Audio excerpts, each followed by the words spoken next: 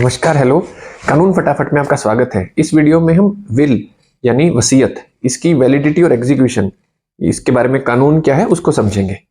Will जो कि वसीयत होती है, ये होती है एक लीगल इंस्ट्रूमेंट जिससे एक इंसान अपनी मृत्यु के बाद अपनी प्रॉपर्टी कैसे डिस्ट्रीब्यूट हो वो बताता है। अब ये जब वो जीवित होता है लिखी तो तब जाती है, लेकिन ये अमल में तब आती है जब उस इंसान की मृत्यु हो चुकी होती है। अब जब उस इंसान की मृत्यु हो चुकी है, वो तो उस विल की वैलिडिटी प्रूव करने के लिए नहीं है, वो तो इस दुनिया से जा चुका है। तो उस विल की वैलिडिटी प्रूव कैसे की जाए, ये मैं इस वीडियो में आपको समझाऊंगा। इसका एक सेक्शन 63 है इंडियन सक्सेशन एक्ट 1925 में, उसमें बताया गया है, और एक सेक्शन 68 है इंडियन एविडेंस एक्ट। इसको अब सेक्शन 67 बन गया है भारतीय साक्ष्य अधिनियम में।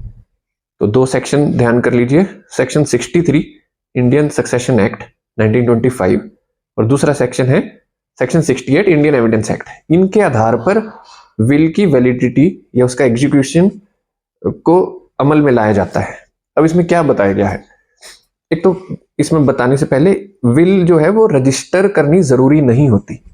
तो विल को जब हम रजिस्टर कराते हैं, सिर्फ वो एक एडिशनल सर्कमस्टांस होता है जिससे पता चलता है कि विल जेन्युइन है, एक एडिशनल सर्कमस्टांस।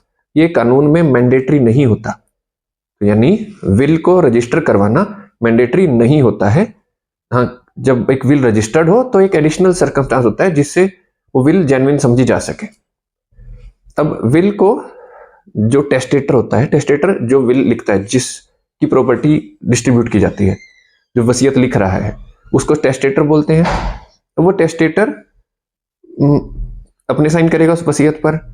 उसके साथ साथ दो या दो से ज्यादा, कम से कम दो होने चाहिए, तो दो के साथ दो अटेस्टिंग विटनेस होने चाहिए जो इस विल को साबित, जो वहां पे अटेस्ट करेंगे कि ये विल इस टेस्टेटर द्वारा साइन की गई है। और ये साइन एक दूसरे की प्रेजेंस में होते हैं। जब बाद में प्रूव की जाती है ये सेक्शन 68 इंडियन एविडेंस एक्ट के अंदर, उसमें भी वो एक दूसरे के साइन प्रूव करते हैं।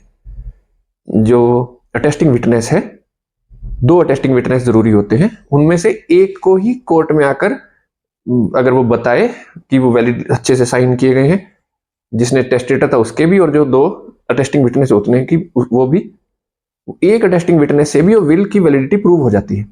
अगर एक से ना हो पाए तो दूसरा प्रूव किया, तो दूसरा बुलाया जाता है।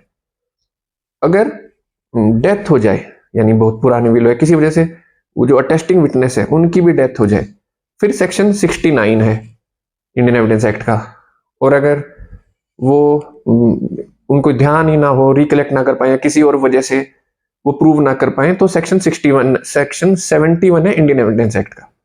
ये सेक्शन मैं फिर से बता देता हूं, सेक्शन 68 एक अटेस्टिंग विटनेस से भी वो प्रूव की जा सकती है, लेकिन अगर वो मर गई हो, उनकी मृत्यु हो गई हो, तो सेक्शन 69 होता है। लेकिन अगर वो रिकलेक्ट ना कर पाए तो बाकी एविडेंस से वो प्रूव की जा सकती है, ये सेक्शन 71 में कहा गया है। तो इन चीजों का ध्यान रखा जाना चाहिए विल की वैलिडिटी और एग्जीक्यूशन को प्रूव करते हुए। अब कुछ एक गाइडलाइंस दी है सुप्रीम कोर्ट ने इस फैसले में। केस का नाम है मीना प्रधान वर्सेस कमला प्रधान। ये फैसला आया है 21 सितंबर 2023 को। दो जज का बेंच था, जस्टिस संजय करोल ने फैसला लिखा है। इसमें कुछ एक पॉइंट्स बताए गए हैं, वो पॉइंट्स मैं यूं कहीं आपको बता देता हूं। पहला है, ये देखा जाए कि जो विल है, वसीयत है, वो टेस्टेटर ने ही लिखी है, और ये उसकी आखिरी विल थी जो उन्होंने एग्जीक्यूट की। हो सकता है उन्होंने कई लिखी हो, लेकिन जो आखिरी है वो मानी जाएगी। तो टेस्टेटर ने साइन किए हो, उनकी साउंड स्टेट ऑफ माइंड हो, उनका दिमाग जो है वो संतुलित और सही तरह से चल रहा हो। कोर्ट में जैसा कि मैंने बताया, एक अटेस्टिंग विटनेस एग्जामिन करना जरूरी है उस विल को प्रूव करने के लिए, और अगर वो ना हो पाए तो सेक्शन 69 और 71 होते हैं। अब इसके अलावा अगर सस्पिशंस हैं उस विल के सराउंडिंग, उस परिस्थितियां ऐसी हैं कि सस्पिशन उस विल के इर्द गिर्द, तो जो प्रपाउंडर है, जो वो बोल रहा है कि वो विल को प्रूव करने की कोशिश कर रहा है, उसे वो सस्पिशन दूर करने हैं।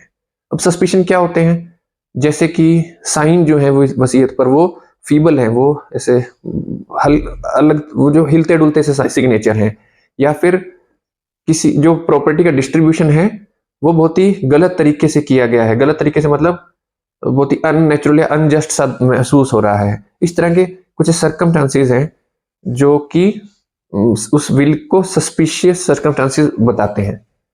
अब सुप्रीम कोर्ट ने बताया कि जो बोलेगा कि ये फ्रॉड है या बोलेगा कि सस्पिशियस सर्कमस्टांसेस हैं, उस इंसान के ऊपर ऑनस है कि वो प्रूव करे कि सस्पिशियस सर्कमस्टांसेस थे।